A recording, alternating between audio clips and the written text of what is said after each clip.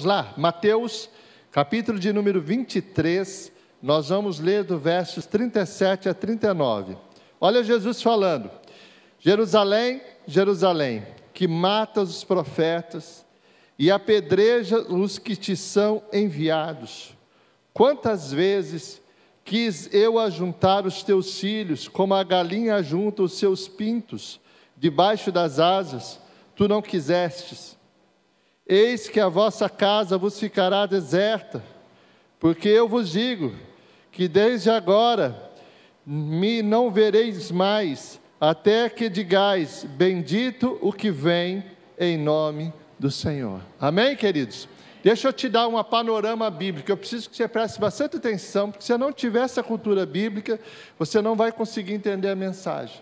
Aqui nós estamos vivendo os últimos dias do ministério de Jesus. Jesus seria crucificado dentro de 2, 3 dias. Estava finalizando, ele já estava no final do seu ministério. Jesus, eu acredito que todos sabem, com 30 anos ele se manifesta ao povo, com seus milagres. E com 33 e pouco ele é morto. Ele é crucificado. Então ele teve um ministério de 3 anos, onde ele pregou, anunciou, fez milagres. E aqui é como se fosse um lamento final pelas pessoas que não conseguiram compreender a palavra de Deus. Eu quero dizer claramente para você, se você é um cristão, então necessariamente você precisa entender que Deus Pai, Deus Filho e Deus Espírito Santo não são 3 deuses, mas um Deus apenas. E que esse Jesus aqui é um Deus todo-poderoso, é o Criador de todas as coisas. Então você vê ele falando e ele lamentando. Eu quero trabalhar o tema: você faz parte dos planos de Deus. Você faz parte dos planos de Deus. Agora imagine o seguinte: 33 anos antes, no céu se toma uma decisão, vai e se manifesta. E de repente uma virgem engravida gera Jesus. Jesus cresce, manifesta o seu poder a um povo. E aqui no final da sua jornada, ele faz um lamento sobre pessoas que deixaram de ouvir. Eu realmente acredito, que para entender esse texto eu tenho que voltar 1000 anos antes, pelo menos 1000 anos. Por quê? Vamos pôr a grosso modo, foi no tempo em que Davi institui Jerusalém como capital do reino. Que ele foi quando eu estou falando grosso modo, 800 e pouco, põe 1000 anos, para ficar grosso modo, tá? Não quero ser muito teológico aqui. 1000 anos antes, Davi pega uma cidade, ele toma dos jebuseus uma cidade, e diz: essa cidade será a cidade santa. É aqui que eu vou construir o templo. E é aqui que vai ficar a arca do Senhor. De quando Davi constrói aquela cidade, ele edifica aquela cidade, até esse período, você vai ver pessoas fazendo o que Jesus disse: vocês mataram os profetas. Vocês nunca quiseram me ouvir. E ele usa como figura de linguagem a galinha. Se você que mora no sítio, você que pesquisar na internet, você vai ver que quando começa a chover, e a galinha percebe que não tem onde esconder, ela abre as asas, os seus pintinhos entram debaixo das asas. Então ele fica protegido da chuva, porque a mãe protege. Se vem um gavião, eles vão todos para debaixo das asas, ela começa a cacarejar, e os pintinhos já sabem, é perigo, elas correm todos para debaixo das asas. Se você digitar na internet, é lindo isso. Pode ver que tem vários: galinha enfrentando cobra, galinha enfrentando gavião, galinha enfrentando lagarto, galinha segurando com chuva, elas são lindas. E Jesus usa uma figura de linguagem, ele diz: quantas vezes eu quis fazer isso com vocês, e vocês não quiseram. Ele estava dizendo que quando Samuel, por exemplo, o rei, o juiz, o profeta, antigamente não existia rei em Israel, e o povo queria um rei. Na época quem reinava era o próprio Deus, através dos profetas. E aí Samuel falou: Senhor, eles estão me rejeitando, eles me rejeitam, Senhor. Ele falou: Samuel, eles não estão rejeitando você, que é o meu profeta, eles estão rejeitando a mim. Mas dê reis a ele, dê reis a ele. Já que eles querem reis, ele não quer que eu reino através da boca dos profetas. Então tudo bem, deixa eles ter reis. Eles rejeitavam a proteção de Deus quando cada rei se desviava por um caminho que não era legal, e ele dizia: olha, eu vou te levar para um lugar bom, mas não se misture com aquele povo, não faça o que o povo faz, vocês são povo escolhido, vocês são povo de Deus. E esse povo rebelde, durante muito tempo, eles eram rebeldes, eles se desviavam do caminho de Deus, adoravam outros deuses. Tantas foram as vezes que Deus levantou pessoas para trazer pessoas para debaixo de suas asas, para os seus cuidados. E esses anos vão passando, séculos vão passando, e de repente Jesus se manifesta.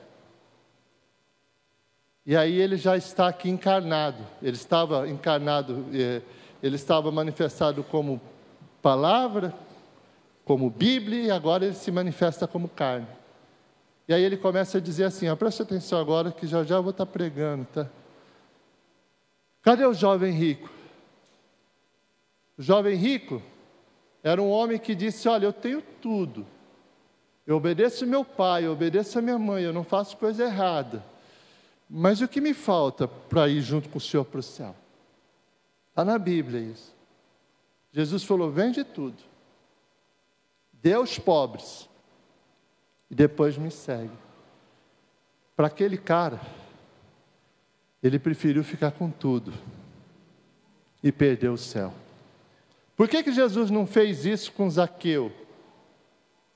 Por que Jesus não disse para Zaqueu: vende tudo? Porque Zaqueu não tinha o dinheiro como seu Deus, e aquele jovem tinha. Olha para mim, preste atenção. Quantas pessoas negociam as suas famílias em busca do sucesso? Quantas pessoas levantam seus troféus sobre os escombros de famílias destruídas? Quantas pessoas se desviaram do caminho de Deus por conta do dinheiro? Fizeram do dinheiro o seu Deus. Quantas pessoas preferem ver e ouvir pregadores enganosos, mentirosos, que lhes prometem apartamentos, carros, vida gloriosa aqui na terra, se você servir Jesus? Jesus não lhe veio prometer isso, ele veio lhe prometer o céu. Eu não gosto disso, mas é isso que está escrito. Também está escrito que ele é um Deus abençoador, ele é um Deus, mas desde que a bênção não seja o seu final, desde que a bênção não seja aquilo que te desvia dele, da origem. Eu fico imaginando ele dizendo: jovem rico, quantas vezes eu te quis. Porque na passagem do jovem rico, a palavra diz que ele, ouvindo que Jesus disse: vende tudo e me segue, ele falou: melhor não, deixa eu ir. Foi chorando e foi embora. Quantas vezes Jesus podia ter pensado ou pensou: cadê aquele garoto que eu falei para ele? Mas ele fez do dinheiro o seu Deus. Eu fico imaginando Judas descendo com Jesus e já tramava a traição. Se ele pudesse o revelar, ele falou Jerusalém, mas ele podia ter dito: Judas, quantas vezes eu te quis que você não ficasse roubando o dinheiro das ofertas, Judas. Porque a palavra de Deus diz que as pessoas lançavam na bolsa, na salva, onde aquelas mulheres que o Wagner disse, e Judas surrupiava, pegava um pouco para ele. Ajudava o reino, sim, mas um pouco era para o bolso dele. Quantas vezes Jesus deve ter pensado e orado e disse: Judas, você vai me vender por 30 moedas, Judas? 30 moedas de prata? Algumas pessoas podem achar que é pouco, outras podem achar que é muito, mas o fato é que 30 moedas de prata é o menor valor que um homem poderia ser vendido. Um escravo não podia custar menos que 30 moedas de prata. Era um valor considerável, mas também não era nada tão valoroso assim. Aí alguém pode dizer, como Judas fez isso? Trocou a salvação, trocou a sua vida eterna por 30 moedas. Tem pessoas que trocam por menos, irmão. Tem pessoas que trocam os seus valores, as suas posturas por muito menos que isso. Quando eu estiver pregando, certamente Jesus falou de Judas, certamente falou do jovem rico, com certeza ele falou dos religiosos. Se você pegar o capítulo 23 aqui, então fica claro e evidente. Porque Jesus não teve problema com os pobres, com os leprosos, com os doentes, ele tinha problema com os religiosos. Sabe alguém que acha que porque está aqui é melhor que os outros? Porque acha que dizima é melhor que os outros, porque acha que oferta é melhor que os outros. Alguém que acha que porque virou evangélico é melhor que os outros.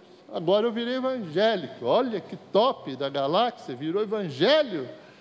Cara, deixa eu te falar a verdade, Jesus nunca te quis evangelho, Jesus te quis filho, filha. Ele quer filho, ele não quer tipo de religião.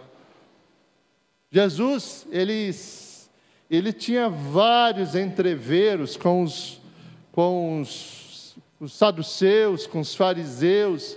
Nesse capítulo 23, ele diz, o que vocês pensam? Vocês olham por fora, por fora é bonito, mas por dentro vocês estão podres. Por dentro, os seus pensamentos são podres. Por fora, vocês gostam de orar em público, nas praças, mas por dentro, vocês não estão com o seu coração em mim. Lembro-me quando no começo da minha conversão, um jovenzinho, e já há muitos anos, ele servia a Deus, entre aspas, ele acreditava que servia a Deus, eu não lembro, não sei onde nem mais ele está. Eu me lembro que um dia eu convidei esse jovem para fazer uma oração, e ele tinha um tipo de voz comum, falava como eu falo, você fala, mas quando ele foi fazer a oração, ele deu aquela repombada na voz e disse, glorioso e eterno Deus, todo Criador do universo, e aquela voz bonita. A hora que ele terminou a oração, as pessoas ficaram boquiabertas, e eu fiquei frustrado, porque eu conhecia a voz dele, não era daquele jeito. Ele não orava, ele não falava assim. O que é aquilo? Ele deve ter impressionado somente as pessoas. Deus não. Eu fico imaginando no céu, Deus querendo ouvir a voz dele mesmo. Ó, essa é a minha voz. Então não me vem falar que você não sabe orar. Porque Deus quer ouvir a tua oração. Do teu jeito. Deus tem planos para você. Deus tem plano para você. Esse lamento, há poucos dias do martírio, esse lamento sobre a derrota de tantas pessoas, de pessoas que fizeram do dinheiro, do sucesso, do que é interessante e importante para eles, é um lamento que vai atingir nós 2000 anos agora. E você? Eu ainda não estou pregando, porque eu não vou falar de gente que perdeu, eu vou falar de gente que vai ganhar, que já ganhou. E você, como é?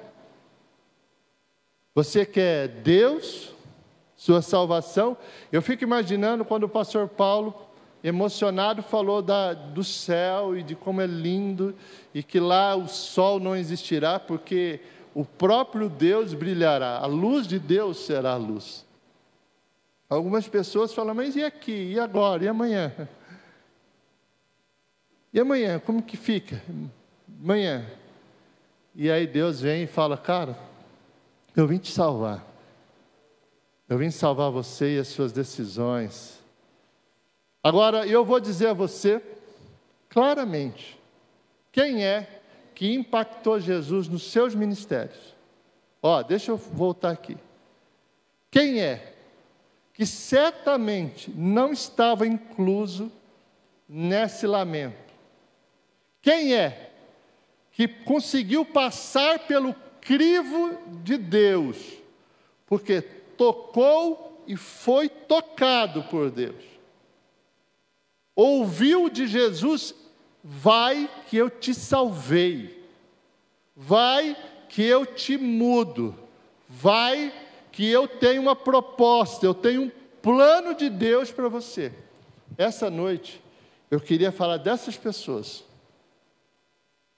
É dessas pessoas. Eu, junto com você, lamento se você é o que quer sucesso. Junto com você, sucesso a qualquer preço. Porque uma boa dose de sucesso é bom, mas a que preço? Os fins jamais justificarão os meios. Amém? Os fins jamais justificarão os meios. Deus chega a dizer que adianta se eu ganhar o mundo todo, se no final eu perder a minha alma. Não faça isso. Não cometa o erro que eu cometi antes de conhecer Jesus.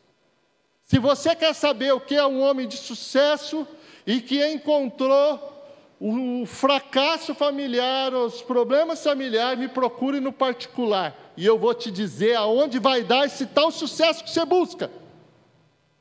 Se Deus tem um plano para você, a bênção dele não te tirará do caminho dele.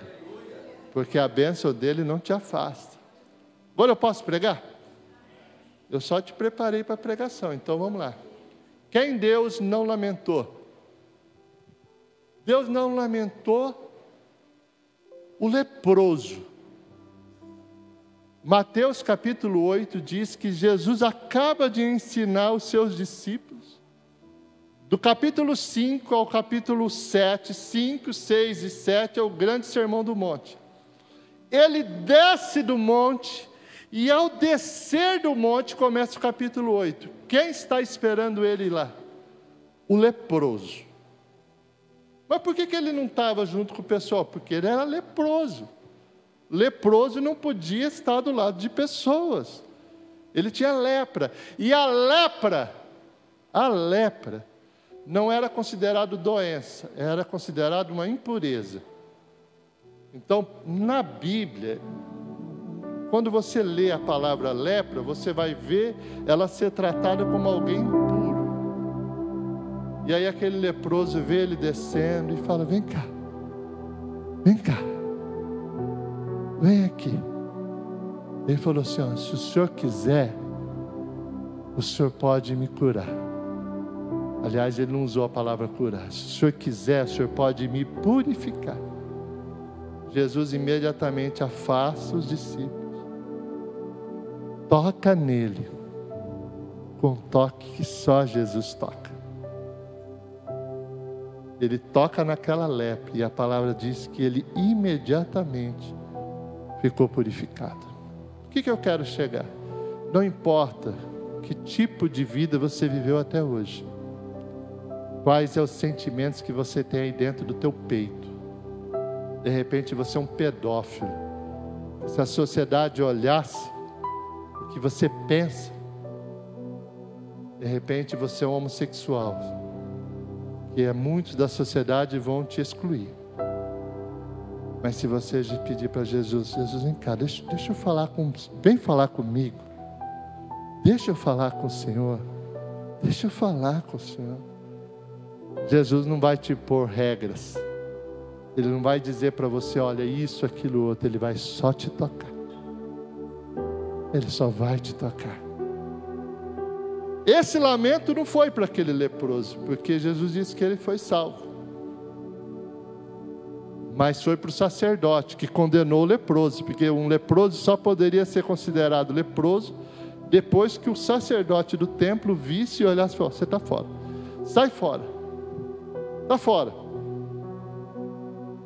Esse também não foi para a mulher do fluxo de sangue. Deixa eu te contar, havia uma mulher, está lá no Mateus capítulo 9, depois você procura, 12 anos que ela sofria de fluxo de sangue, algum problema uterino. Só que para aquela época, ela era considerada impura. A mulher, nos seus dias, ela não podia ser tocada, nem pelo marido, nem por ninguém. ela era rejeitada. Imagine, Eunice, 12 anos sem os filhos lhe tocar, 12 anos sem o esposo lhe tocar, 12 anos sem ser tocada.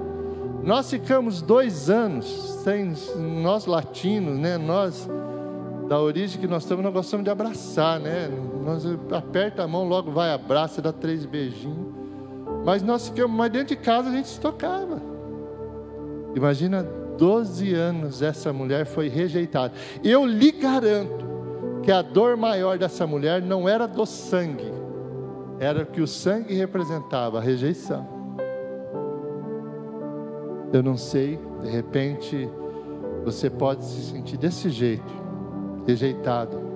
Eu conheço, já fui pastor, hoje não sou mais, mudei de igreja, né? Eu era pastor numa outra cidade. Pessoas que a mãe rejeitou, pessoas que tinham carinho, faltava o carinho de mãe, carinho de pai. Eu lembro que um dia nós fomos na primeira igreja e uma moça que fazia parte do louvor parou o louvor e disse: olha, tem alguém aqui que se sente desse jeito, rejeitada. E as meninas eram bem novinhas, devia ter uns 11, 12 anos naquela época. E eu me lembro que elas se levantaram e disseram: sou eu, tia. Eu sabia da história dela. Elas não moravam com a mãe não as queria. A mulher deu um abraço nelas e falou assim: mesmo que a tua mãe esquecer de ti, está na Bíblia isso, Deus jamais esquece de você. Então, se você é a rejeitada, pode chegar para Jesus, toca nele, ele deixa. A sociedade não deixava, mas Jesus deixou. Ela disse: se eu tocar nele, eu vou ser curada, e foi curada da rejeição. Sabe o que eu acho diferente? Porque assim, para nós entendermos o que Jesus estava falando quando ele diz Jerusalém, Jerusalém, eu falando de mãe agora, me veio à mente algo. Os que aqui são pais e mães, a maioria de nós, eu digo a maioria porque nem todos, né? Tem pessoas desalmadas, sente um amor tão grande pelos filhos que é capaz de dar sua vida pelo filho. Capaz de dar vida pelo filho. Se tiver que falar entre ele ou ela e eu, ele, eu vou, eu faço. A maioria vai dizer: eu faço. E a palavra de Deus diz que nós que somos maus, sabemos dar boas coisas aos nossos filhos. Imagina Deus que é bom. E eu imagino Deus com aquele coração enorme, que gigante que Jesus tinha e tem, olhando para os filhos se desviando, olhando para os filhos querendo grana, olhando para os filhos se traindo, olhando para os filhos, puxa, e ele lamentando, porque isso aqui só vai compreender o que Jesus sentiu em parte. Eu acho que nem 1% do que Jesus sentiu, porque eu ainda sou capaz de morrer pelos meus filhos, mas jamais pelos teus. Entendeu, né? Pelos meus eu acho que sou capaz, eu acho, mas pelos teus não. Mas Jesus morreu por todos, pelos ruins e pelos bons. Imagina que no mesmo capítulo 9 de Mateus, havia uma menina que já morreu, já tinha morrido. Ela tinha 12 anos. 12 anos, estava começando o fluxo de sangue com uma e nascendo outra. E ela tinha morrido de uma doença que não se sabe qual é. Não dá mais esperança, sabe? Não resta, não tinha mais esperança. Não tinha mais esperança. E Jesus falou: cara, ô Jairo, só confia. Só confia. E Jesus foi lá naquele quarto e trouxe de volta aquela menina. Me lembro que em 2002, literalmente eu quebrei, sabe? Fiquei devendo muito. E na época eu tinha um advogado, parente meu, que me disse: cara, fica tranquilo, nós vamos cuidar disso, você vai sair dessa, você vai melhorar isso. Ele falou, você vai ter que confiar, você vai ter que, enfim. E isso foi um dos motivos que me fez eu ir para a casa de Deus. No começo foi isso, para Deus pagar minhas contas. Era isso. Eu confesso a vocês que eu fiz de tudo. Eu já na época tinha 40 e 39 anos, sei lá. Eu acho que 20. Eu tinha 30 e poucos anos. Eu fui treinar jiu-jitsu. Porque eu pensei, se eu for preso na cadeia, eu vou me defender, né? Já tinha planejado tudo. Eu falei, me dá uns golpes, me ensina uns 4, 5, que é só para a cabeça do jumenta. Eu fui lá. Os meus temores nunca aconteceram, mas não havia esperança. No meu caso não havia. Era muito mais do que eu tinha na época. Então eu quero dizer a você que Jesus não fez o lamento sobre a vida da filha de Jairo, porque ele profetizou sobre ela a salvação. Você percebe que, presta atenção nessa palavra para você não se assustar com ela. Você percebe que até aqui somente os desgraçados foram salvos? O que seria uma palavra desgraçados? Tem gente que fica horripilante. Não, desgraçado é alguém que não tem a graça. Mas onde falta a graça, se você se aproximar de Jesus, pode ficar tranquilo que Ele tem de sobra. Se você é como leproso ou leprosa, se você é como a mulher do fluxo de sangue, a rejeitada, se você é como essa menina que já não há mais esperança, ou como eu que não tinha mais esperança, ainda somente Deus vai dar a palavra final, não é você. E eu gosto muito de um pregador que diz o seguinte, eu já ouvi dele, ele fala assim: você não é o que os outros dizem que você é. Você não é o que você pensa que você é. Você é o que Deus diz que você é. Porque Ele que te criou. É Ele quem te criou. Talvez, eu me lembro. Cadê a Érica? A Érica está aí. Eu lembro do Face do Murilo. Eu lembro que ele tinha um Face. E ele era bem criança. E ele brincava igual criança. A hora que ele crescer, ele vê esse Face, ele vai apagar rapidão. Já apagou? Tinha certeza. Porque ele não fez nada errado, mas ele fez coisa de criança, sabe? Coisinha de criança. Que quando ele chega com 14 anos, a criança tem vergonha dele, do pai, da mãe, do tio.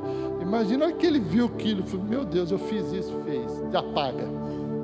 Então você não é o que você pensa que você é. Você é o que Deus diz que você é. Hoje, se você tem 30, a hora que você tiver 60, e se você passar os próximos 30 na presença de Deus, você vai entender perfeitamente o que eu estou te dizendo. Deus é poderoso para mudar a tua vida. Ele também não lamentava quando crianças vieram se aproximar dele. Crianças vieram se aproximar de Jesus. E aí os discípulos falaram, não, tira as crianças, manda os adultos. Jesus falou, parou. Vem as crianças, vem para aqui, vem cá que eu quero tocar e ser tocado por você. Aí ele deu sabe que Jesus é lindo, né? Ele olhou para os seus discípulos e disse, está vendo essas crianças? Se vocês não verem o reino de Deus como elas veem, vocês jamais poderão entrar nela. Jamais. Se você for lá dar aula, para as crianças, quando as professoras vão dar aula e dizem, o que você quer? Sabe o que eles mais dizem? Que o papai e a mamãe parem de brigar. Que meu pai arrume um emprego. Ele não diz assim, que o papai troque de carro. Que o papai, que a mamãe faça tal abnoplastia. Isso é coisa tua, deles não. Eles querem a mamãe gordinha assim mesmo. Eles querem coisas básicas. Eles querem ser amados. E aí Jesus está dizendo, sabe vocês? Se vocês não verem o reino de Deus Teve um louvor que o pastor Paulo cantou, muito lindo, Noite Traiçoeira. Cara, quando eu estava no auge da minha dor, eu ouvi um louvor desse tipo, eu me derramava. Isso para mim era um bálsamo. E há pessoas que são verdadeiros iceberg, esperando de Deus um toque com a varinha de condão. Até agora você é assim, agora você vai ser assim. Não é assim, querido.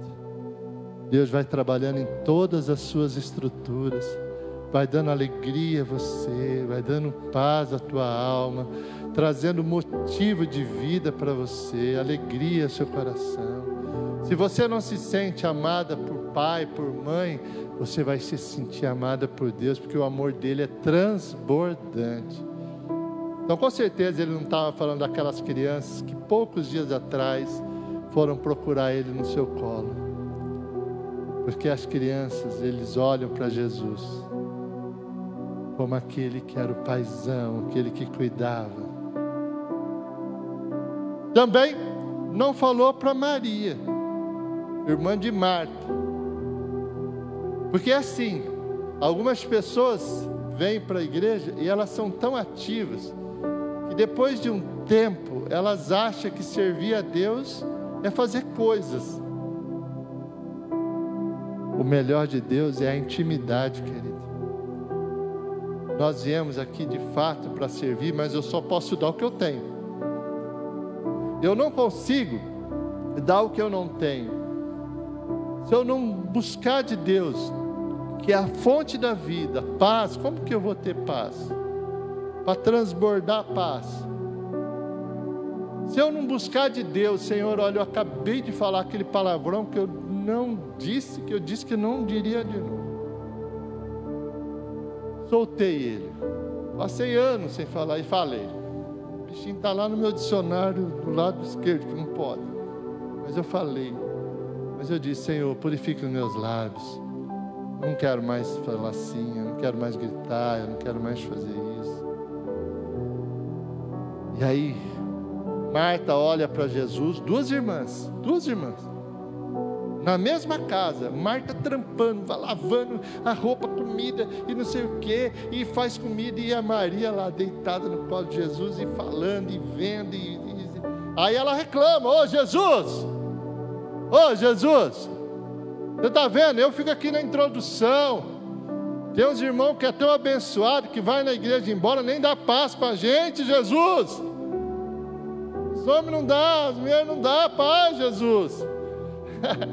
Aí Jesus olha para a mão, Marta, para com isso, cara, você está fazendo, Marta, você está fazendo, Marta, desse jeito não vale, Marta, vem para cá, vem com a tua irmã, que depois nós come.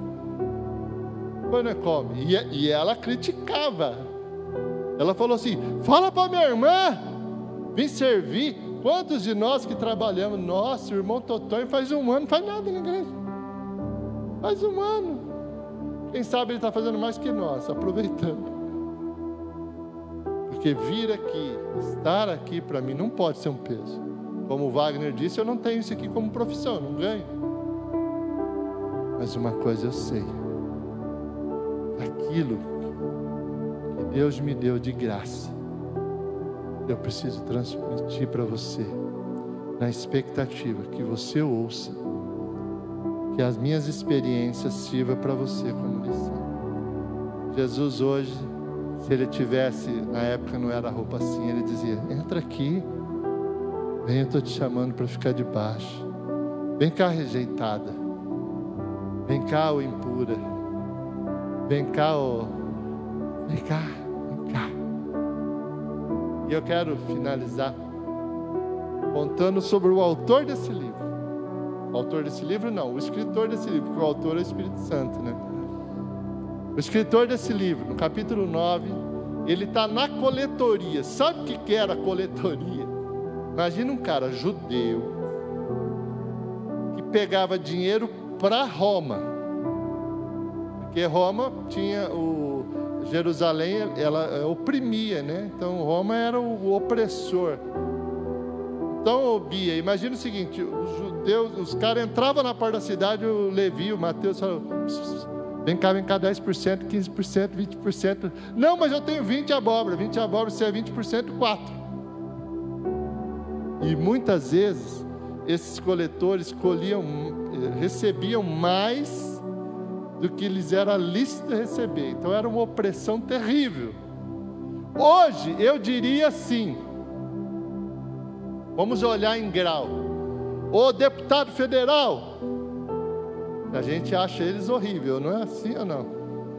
O senador, o vereador, o fulano, governador, ou pior, eu acho que esse nível aqui seria hoje o traficante. Para nós é horrível, porque o judeu não aceitava o coletor de impostos, porque eles cobravam dinheiro para Roma. E Jesus disse para aquele cara: vem, capítulo 9, verso 9, imediatamente, a palavra diz que Mateus deixa a coletoria vazia e começa a seguir Jesus. Ele abriu mão da sua fonte de renda para seguir Jesus. Se Jesus dissesse: desliga esse celular, sai desse grupo de celular, troca esse chip, porque esse chip está tão problemático que é melhor você pôr outro. Bloqueia alguns números que você tem aí que não dá para usar. Você poderia fazer isso imediatamente? Ou diria: eu preciso ser mais tocado. O que lhe falta para tomar a decisão que você precisa tomar? Porque sabe qual é o risco de uma mensagem como essa ser aquela mensagem que Deus disse a Judas: Judas, o que você quer fazer, faz logo então. Ele nem disse para fazer ou não fazer. Ele disse: o que você quer fazer, então faz. Não foi Deus que mandou ele fazer, ele já tinha feito. Então eu quero dizer para você essa noite, que não importa se você é a pessoa mais imunda ou imundo deste lugar, não importa os pecados que você hoje cometeu, não importa. Não importa o que você já tenha feito na vida, não importa. É uma decisão a partir de agora. É uma decisão a partir de já. É você que tem que tomar essa decisão. Ninguém vai tomar ela por você. Essa mensagem não é para o teu filho. Essa mensagem, por favor, não é para a tua filha, não é para a tua mãe, não é para o teu pai. Essa mensagem é para você. Não fica aí enfiando na tua cabeça: nossa, essa mensagem é para fulano. Não, essa mensagem é para você. Deus tem planos para você. Talvez você imagine que se tal pessoa ouvisse essa mensagem, poderia ser compelido a fazer tal coisa. Mas Deus não quer fazer tal coisa em tal pessoa, porque ela não está aqui, ela quer fazer em você. Deus tem planos para você essa noite. Deus tem plano para a sua vida. Até quando? Quando eu saí, no dia que eu tomei a decisão de abrir mão da vida que eu levava para a vida que Deus tinha proposta para mim, no outro dia parecia que eu estava vivendo a mesma coisa, os mesmos problemas, as mesmas lutas. Mas eu percebi em um mês que os mesmos amigos já não eram mais os amigos que eu tinha, porque eles me deixaram. Porque eles me chamavam para ir para o erro e eu já não queria ir mais. Eu achava que não era mais o caminho. Eles me indagavam, me questionavam e eu dizia: não, eu tomei uma decisão de mudar de vida. É muito difícil explicar para as pessoas que eu tinha aberto mão de vícios que eu tinha. Mas eu escolhi as asas de Jesus. Eu escolhi as asas daquele que podia me proteger. Na hora da dificuldade, eu não sei você, tá? Lutas, como disse o pastor Paulo, todos nós temos. E ela é um bom selecionador de quem é de fato amigo. Na hora da dificuldade, poucas pessoas estão dispostas a estender as mãos. E Jesus hoje parafrasear o que ele disse aqui. Ele está abrindo as suas asas e dizendo: vem para cá que eu cuido de você. Vem para cá que eu cuido de você. O que eu faço, pastor? Eu viro evangélico?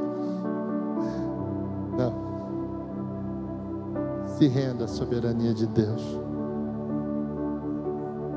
Se renda ao chamado de Deus. Ele tem um plano para você. Obedeça a Ele. Faz isso, obedeça a Ele. A promessa que Ele te fez não foi de vida plena aqui. Eu vou falar algo para você. Deus não vai dar o que você quer, mas jamais deixará faltar o que você precisa. Deus não vai dar o que você quer, porque talvez o que você quer afaste você dele, mas jamais vai deixar de te dar o que você precisa. Pastor, vamos nos posicionar?